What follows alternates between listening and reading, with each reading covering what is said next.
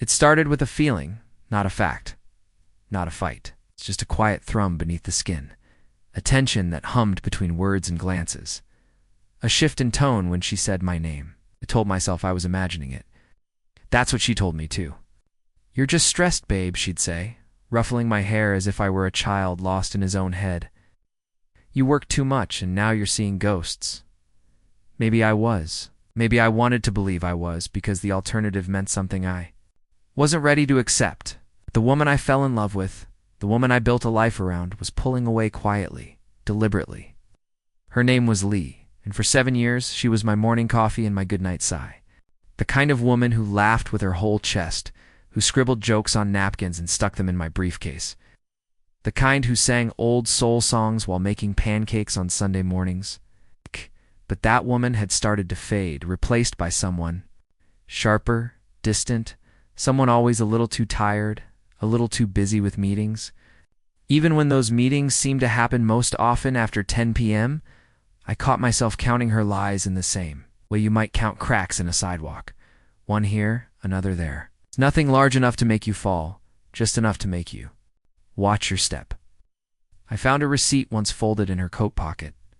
A dinner for two at a place we used to love, now suddenly too pretentious for her tastes. She claimed it was a client meeting. "Networking," she said, shrugging like it was no big deal.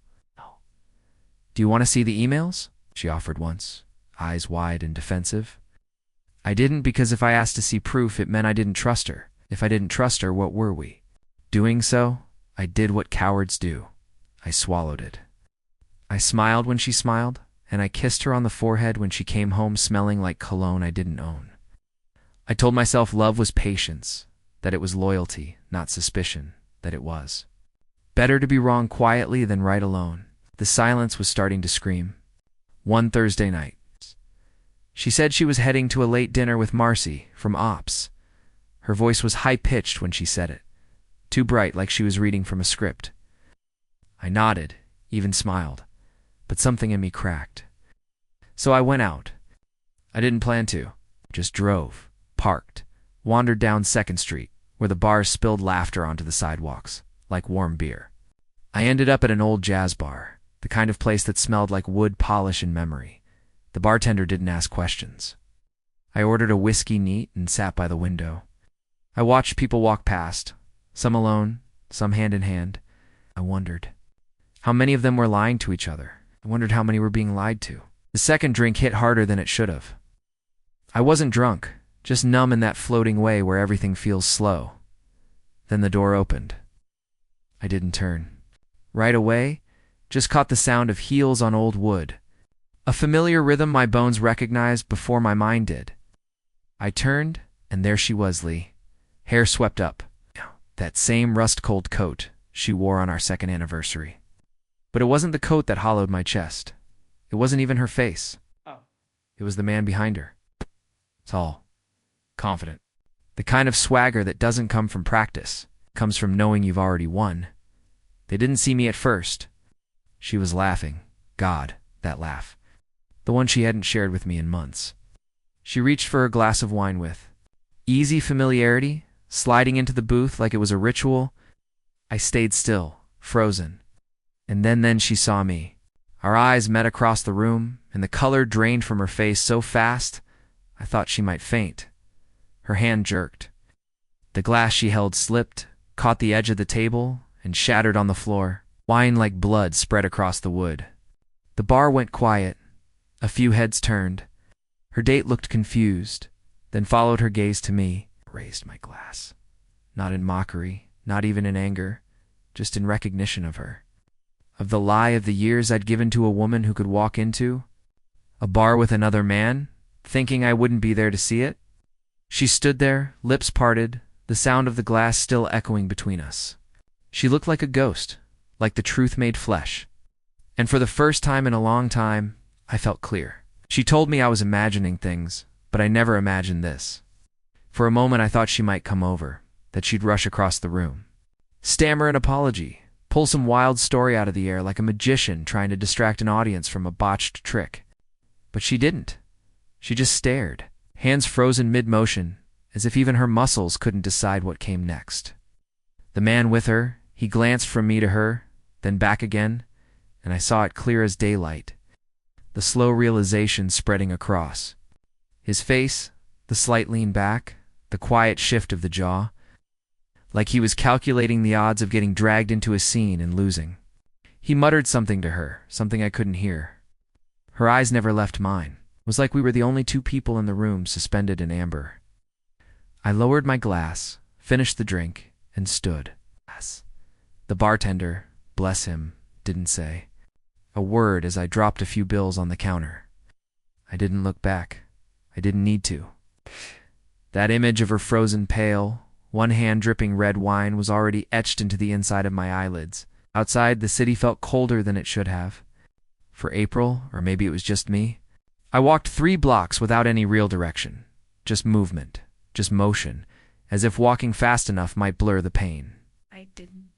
I ended up on a park bench somewhere near the Riverwalk. The wind off the water bit through my jacket, but I stayed. I needed time to think, or maybe just to feel something other than the dull ache behind my ribs. My phone buzzed around midnight. Lee, of course. I didn't answer. She texted once. "Can we talk?" No punctuation, no apology, no explanation, just a weak plea in digital ink. I didn't reply. That night, I slept on my brother's couch, told him it was a work thing, didn't ask questions, which I was grateful for. If he had, I might have broken down. The next morning, I went home. She was already there, sitting on the edge of the couch like someone waiting in a principal's office. She looked smaller somehow, still wearing the same coat, but now it hung on her like it belonged to someone else. Can I explain? Voice low. I didn't answer.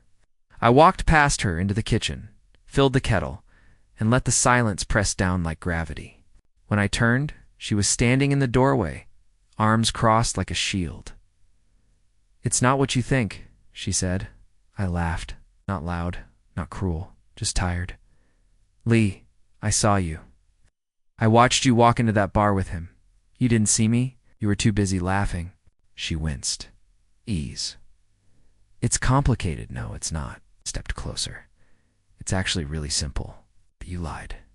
You looked me in the face and told me I was imagining things. And then you proved I wasn't."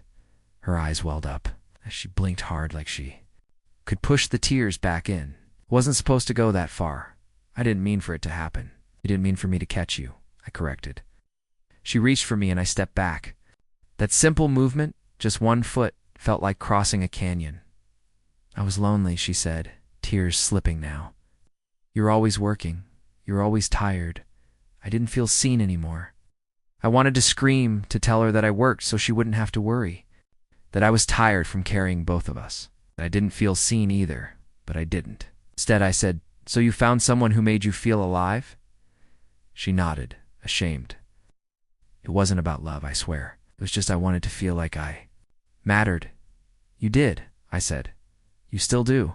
But now I have to ask myself if I do to you." She said nothing. We sat in silence until the kettle screamed. She didn't move. I poured myself a cup and left hers untouched.